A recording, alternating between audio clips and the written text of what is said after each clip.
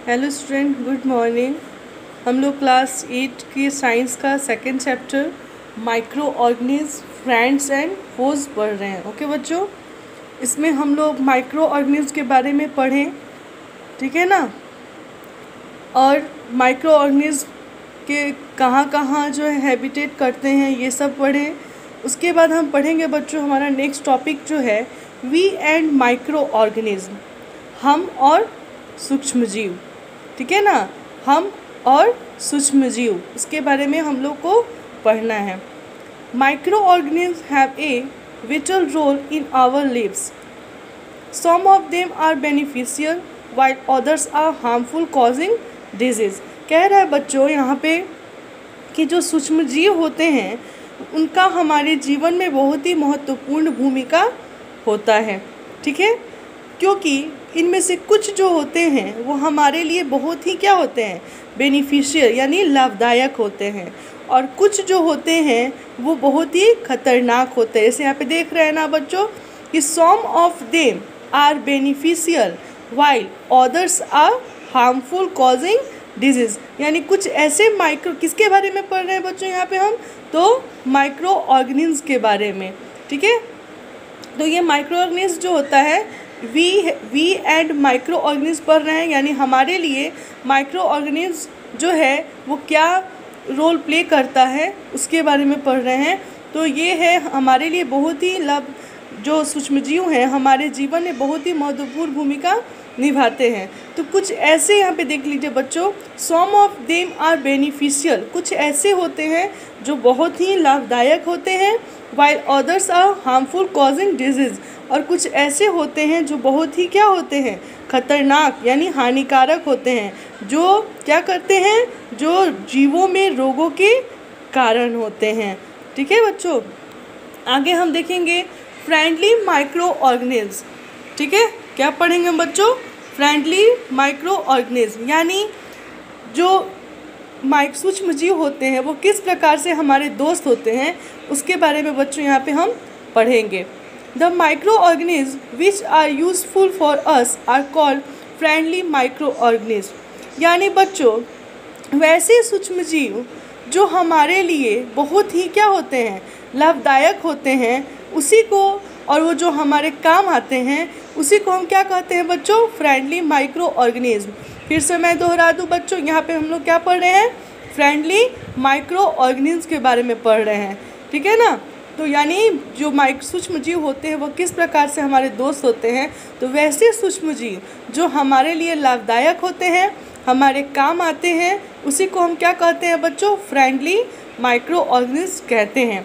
यहाँ देखेंगे बच्चों ध्यानपूर्वक, certain areas in which micro organism are useful for us are. यहाँ पे दिया है बच्चों कि कुछ ऐसे माइक्रो ऑर्गेनिज्म हैं जो बहुत तरीके से क्या होते हैं, हमारे लिए यूजफुल होते हैं। किस प्रकार से, तो देखिए सबसे पहला पॉइंट है in the preparation of curd, bread etc। आप लोगों ने बच्चों ध्यान दिया होगा जो दही बनता है, ठीक है, उसमें भी क्या पाए जाते हैं, बैक्टीरिया, उसमें भी माइक्रो ऑर्गेनिज्म पाए जाते हैं ना। ब्रेड जो होता है, ब्रेड में भी तैयार होता है, ठीक है। तो इस तरह से in the preparation of curd, bread etc। ये देखिए, ये कर्ड कौन खाता है, तो हम इंसान खाते हैं। ब्रेड कौन खाता है, तो हम इंसान खाते हैं, ठीक है। तो ये कर्ड, और आप कुछ दिन के लिए अगर दही आप लेते हैं, ठीक है बच्चों, और उस दही को क्या करते हैं कि आप कुछ दिन के लिए छोड़ देते हैं, तो आप देखते हैं क्या कि उस जो रखी हुई दही होती है उस दही में क्या चलने लगते हैं, छोटे छोटे कीड़े चलने लगते हैं, ठीक है। In the production of alcohol, यहाँ तक कि बच्चों इसका उपयोग अल्कोहल बनाने के लिए भी किया जाता है। किस में किया जाता है बच्चों, तो अल्कोहल वगैरह बनाने में किया जाता है। In the cleaning of the environment by breaking down the organic waste into harmless and usable substance. यानी बच्चों यहाँ पे कह रहा है कि वातावरण को किस प्रकार से साफ किया जाता है, उसमें भी इस चीज़ का उपयोग किया जाता है। In the preparation of certain medicines, दवाइयाँ भी बनाने में इस माइक्रो ऑर्गेनिज्म का उपयोग किया जाता है। In the agriculture for improving the soil fertility, यानी खेती वगैरह में करने में किस तरह से मिट्टी को उपजाऊ बनाया जाए उस तरह उसमें भी इसका उपयोग किया जाता है। किसके बारे में बात कर रहे हैं हम बच्चों यहाँ पे? तो फ्रेंडली माइक्रो ऑर्गेनिज्म के बारे में। तो ये किस किस रूप में हमारे काम आता है? तो दही, ब्रेड जो खाते हैं, प्रिपरेशन करते हैं, उसमें भी, अल्कोहल बनाने में भी, इन्वायरमेंट को क्लीन करने में, उसके बाद से मेडिसिन तैयार करने में, और सॉइल फर्टिलिटी जो इन द एग्रीकल्चर होती है उसमें भी काम आता है। अब हम नेक्स्ट अपना टॉपिक ध्यान देंगे बच्चों, micro organism for commercial uses. ठीक है, यहाँ पे हम क्या पढ़ेंगे बच्चों? Micro organism for commercial use, सूक्ष्म जीवों का वाणिज्य उपयोग। कॉमर्शियल यूज मतलब होता है वाणिज्य उपयोग किस तरह से होता है, इसके बारे में हम लोग पढ़ेंगे। जैसे हमने जो अभी फ्रेंडली माइक्रो ऑर्गेनिज्म पढ़ा था, तो उसमें आप लोगों ने देखा था ना कि अल्कोहल के रूप में भी उपयोग किया जाता है माइक्रो ऑर्गेनिज्म का। तो इस तरह से हम पढ़ेंगे कॉमर्शियल यूज़, यानी वाणिज्य उपयोग में माइक्रो ऑर्गेनिज्म किस तरह सहायता करता है उसके बारे में पढ़ेंगे। Commercial production of alcohol, wine and acetic acid find regular use of micro organism. यहाँ देखिए बच्चों, बड़े स्तर पे जो भी अल्कोहल, शराब एवं एसिटिक एसिड के उत्पादन में सूक्ष्म जीवों का उपयोग क्या किया जाता है। ठीक है ना। Yeast, which has significance for producing alcohol and wine, is grown on natural sugar present in grains such as barley, wheat, rice, crushed fruit, juice, etc. अब देखिए बच्चों, ये जो हम लोग शराब का जो उत्पादन होता है, अल्कोहल जो तैयार होता है, वो कहाँ से आता है बच्चों? तो यहाँ पे आप ध्यान देंगे, यहाँ पे देखिए दिया है, wine is grow on natural sugar present in grain such as barley, wheat, rice, crushed fruit juice, यानी जौ, गेहूँ, चावल एवं फलों के रसों में उपस्थित प्राकृतिक शर्करा में ईस्ट द्वारा अल्कोहल एवं शराब का उत्पादन किया जाता है। The process of conversion